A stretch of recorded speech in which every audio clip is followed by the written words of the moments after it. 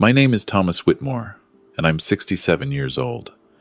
I spent 35 years as an architect, mostly designing commercial buildings across the Pacific Northwest. I retired 2 years ago, right before my wife Eleanor passed from cancer.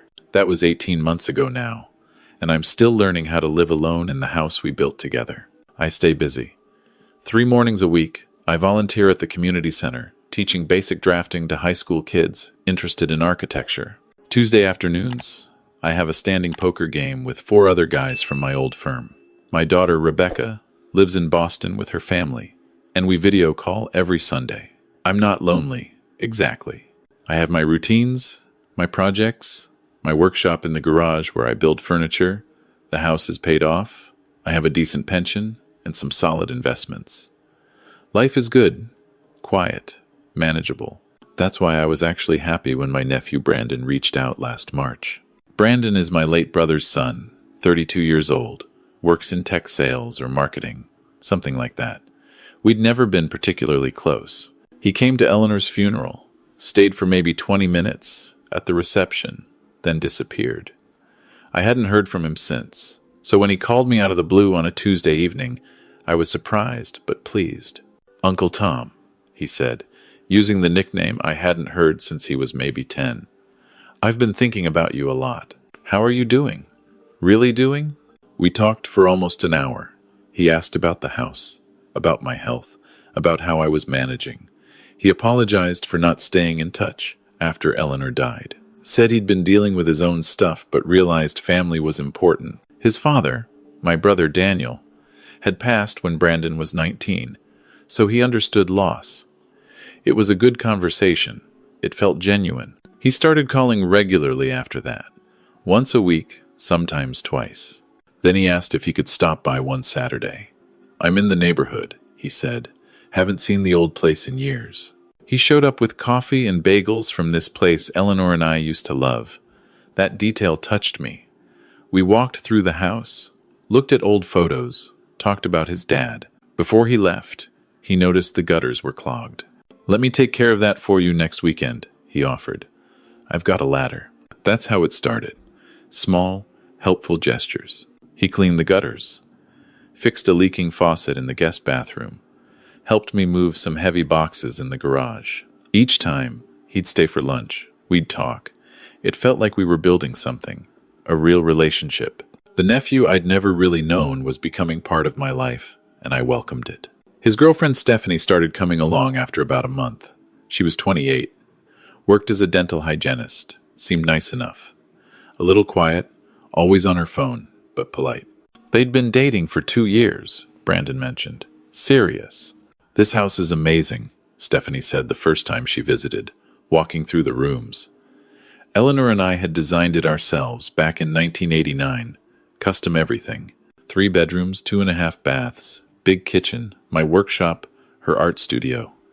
"You're here all alone? That must be hard."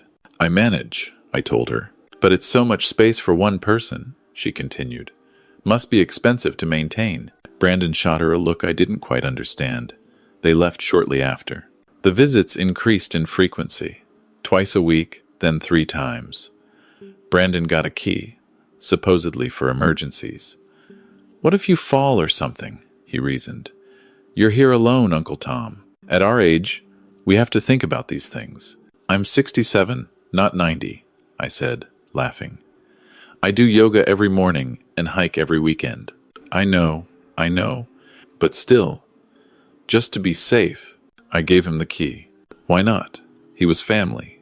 He cared. That's when the little things started. I'd come home from the community center to find my thermostat adjusted. "You had it set too high," Brandon explained when I asked. "Trying to save you money on utilities." He reorganized my kitchen cabinets one afternoon while I was out. "More efficient this way," he said. When I mentioned I couldn't find my coffee mugs, he pointed to a high cabinet I couldn't reach without the step stool. "They're right there. Keeps the counter clear." Stephanie started commenting on my diet. "You shouldn't eat so much red meat at your age," she'd say, removing the steaks I'd bought from my own refrigerator. "We got you some chicken breast and fish. Much healthier." She'd bring meal prep containers, leave them stacked in my fridge with little notes about portion sizes. My mail started disappearing. Not all of it, just certain pieces, bank statements, investment summaries, that sort of thing. When I asked Brandon about it, he seemed confused. I haven't seen anything. Maybe you should talk to the post office. Mail theft is really common in this neighborhood. It wasn't. I'd lived here for 33 years. We'd never had a problem. I started feeling uncomfortable in my own home. They had opinions about everything. My furniture was outdated and dangerous. These rugs are trip hazards, Uncle Tom. At your age, one fall could be devastating. My medication schedule was wrong. You should be taking this in the morning, not evening. My social calendar was too busy. You're wearing yourself out. You need to slow down. Rest more. Rest more. That phrase kept coming up. Memorial Day weekend, I had plans to drive up to the San Juan Islands with my poker group. We'd booked a cabin months before. The Tuesday before the trip, Brandon showed up unannounced with Stephanie and another couple I didn't know. Uncle Tom, we need to talk, Brandon said, sitting down at my dining room table like he owned it. We're worried about you. Worried about what? Stephanie leaned forward.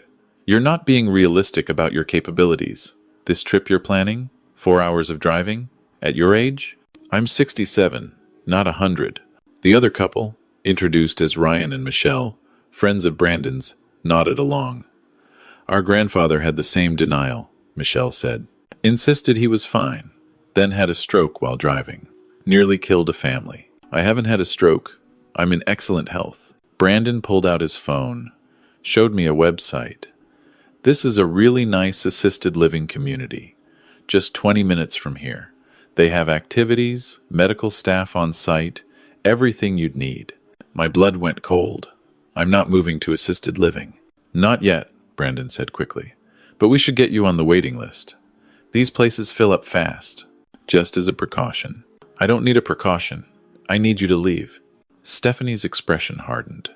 This is exactly what we're talking about. You're being unreasonable, defensive. These are signs of cognitive decline. Get out. They left, but the looks they exchanged told me this wasn't over. I went on my trip, had a wonderful time, came back Sunday evening feeling refreshed and confident that I'd overreacted. They meant well, I told myself. They were just concerned. The next morning, I couldn't access my online banking. My password didn't work.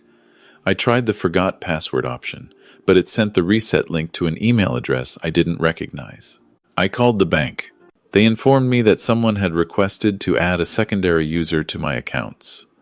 Just a request, not approved yet, but it had been initiated. Who requested it? I asked. A Brandon Whitmore, listed as your nephew and healthcare proxy. I wasn't supposed to have a healthcare proxy. Eleanor and I had advanced directives, but those went to Rebecca, our daughter. I'd never designated Brandon for anything. I need to come in, I said. At the bank, they showed me the paperwork.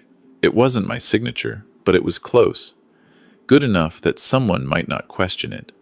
The request had been made online using my account information. Information that only someone with access to my home could have gotten. My hands shook as I rejected the request and set up two-factor authentication on everything.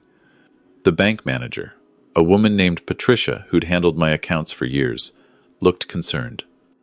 Mr. Whitmore, have you considered that this might be the beginning of elder financial exploitation? We see it more than you'd think. It's my nephew. That's usually who it is.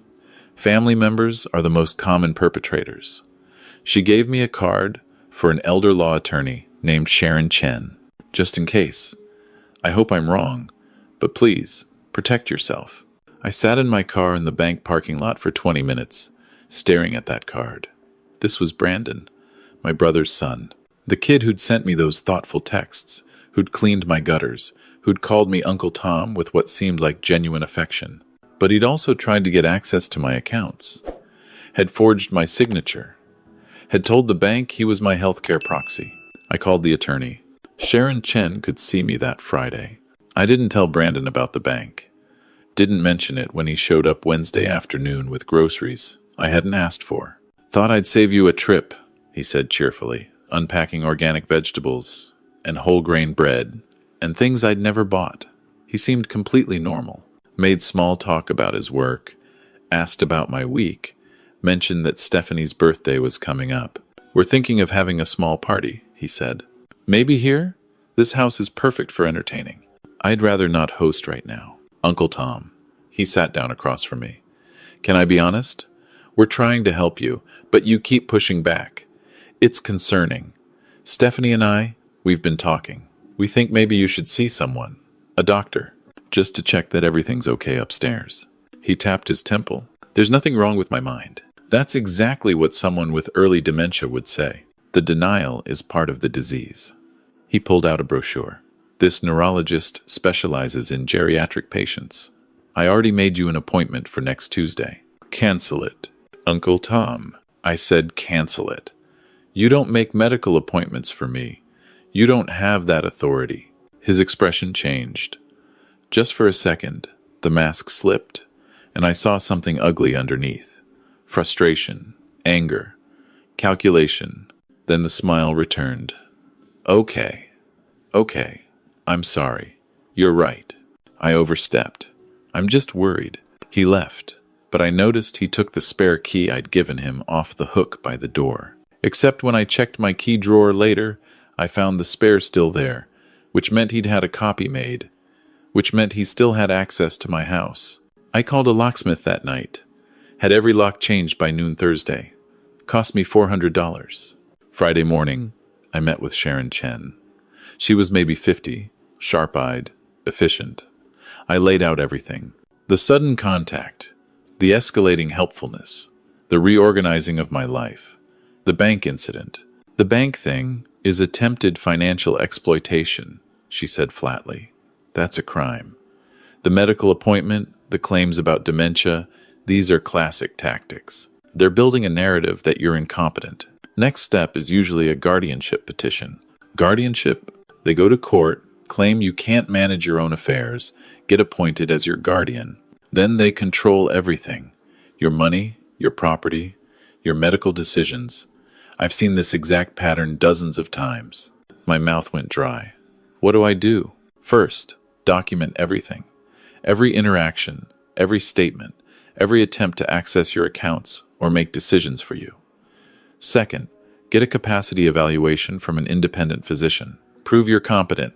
Third, consider a protective order if you feel unsafe. Fourth, we prepare legal documents making crystal clear who has authority over your affairs.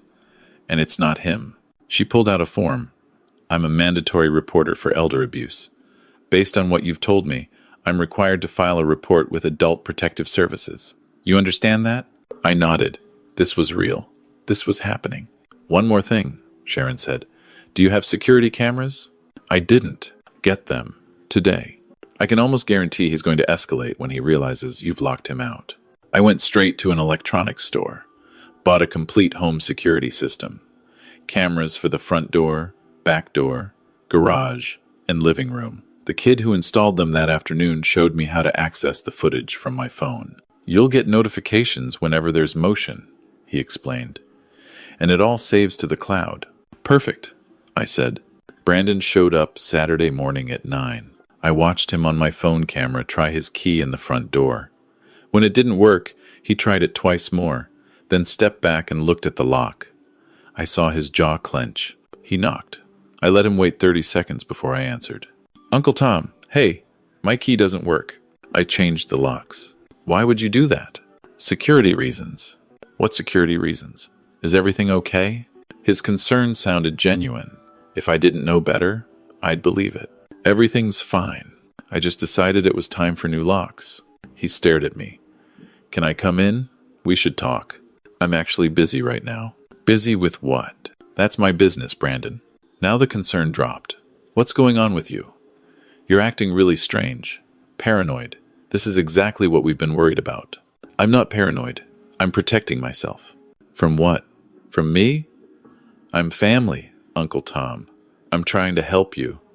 And you're treating me like I'm some kind of threat. You tried to get access to my bank accounts." His face went pale, then flushed red. "That was a misunderstanding. I was trying to help you set up automatic bill pay. By forging my signature? I didn't forge anything. You asked me to help with that, remember? You're forgetting things, Uncle Tom. That's what I'm trying to tell you. You need help. I need you to leave. Fine. He turned to go, then stopped. But you should know, I've been documenting your behavior. The memory lapses, the paranoia, the irrational decisions. When this goes to court, it's going to be very clear that you need a guardian. Get off my property. He left. I immediately called Sharon Chen and told her what happened. That's a direct threat, she said. He's telling you he's planning a guardianship filing. We need to move fast. Monday morning, I got my capacity evaluation. The neurologist put me through 2 hours of cognitive testing. Memory, reasoning, problem solving, everything. At the end, she smiled. Mr. Whitmore, you scored in the 95th percentile for your age group. Your cognitive function is excellent. I'll have the written report to your attorney by tomorrow. Tuesday, Sharon filed a cease and desist letter to Brandon. No contact, no attempts to access my property or my accounts, no spreading false information about my mental competence. Wednesday evening, my doorbell rang at 7. I checked the camera. Brandon and Stephanie, plus Ryan and Michelle, the couple from before. All 4 of them. I didn't answer. They rang again. Knocked. Brandon called my phone. I didn't pick up. Then I heard his voice through the door. Uncle Tom, we know you're in there. Your car's in the driveway. We're not leaving until you talk to us. We're worried about you. I called 911. There are 4 people at my door refusing to leave my property. I've asked them to go, and they won't. The dispatcher asked if I felt threatened. I looked at the camera feed. Brandon was trying to look through my front window. Stephanie was taking pictures of my house with her phone. Yes, I said. I feel threatened. 2 patrol cars arrived within 10 minutes. I watched from my living room window as the officers talked to Brandon and his group, then talked to me through the door. I explained the situation, showed them the cease and desist letter on my phone, the bank documentation, the capacity evaluation. One officer, a woman named Sergeant Morrison, was clearly familiar with this pattern. This is elder intimidation, she said.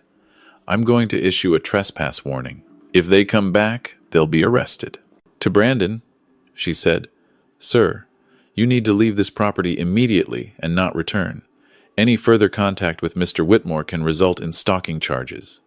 Do you understand? Brandon played the concerned nephew perfectly. Officer, I think there's been a misunderstanding. My uncle has been showing signs of dementia. We're trying to help him. He's not thinking clearly. I've reviewed his medical documentation, Sergeant Morrison said coolly. His cognitive function is fine. This appears to be an attempt at financial exploitation. I suggest you leave now and contact your attorney, because Mr. Whitmore's attorney will likely be filing charges. They left, but as Stephanie got into their car, she turned back and yelled, You're going to regret this. You'll be all alone in that big house when something happens to you. Don't come crying to us. It should have been over. It wasn't. Thursday morning, I got a call from the community center where I volunteer. Tom, we got a strange call. Someone claiming to be your nephew said you've been diagnosed with Alzheimer's and probably shouldn't be working with the kids anymore. Is this true? Friday, my poker buddy Dave called. Hey, some kid contacted me on Facebook saying you're having memory issues and we should watch you during our games. What's that about? Saturday, I found a note taped to my mailbox. Check on your neighbor. He's losing his mind. Family is trying to help, but he's being difficult. No signature. But I recognized Stephanie's handwriting from the meal prep notes. Sharon filed for a restraining order and sued for defamation. They're running a smear campaign, she explained, trying to isolate you and make their incompetence claims seem credible. It's harassment. The restraining order hearing was scheduled for 3 weeks out. In the meantime, I had to live with the knowledge that Brandon was out there, telling people I had dementia, trying to destroy my reputation, possibly planning his next move. I upgraded my security system, added more cameras, started keeping a detailed log of every incident, every contact, every attempt at manipulation. Sharon said it would all be useful in court. 2 weeks before the hearing, I got a notification on my phone at 2 in the morning. Motion detected at my back door. I pulled up the camera feed. Brandon, with a backpack, trying to pick my lock. I called 911 again. This time I armed myself with the baseball bat I keep in my bedroom closet and waited in the hallway, watching him on my phone. He was surprisingly skilled with the lockpicks. Almost had it open when the patrol car pulled up, lights blazing. They arrested him. Attempted burglary.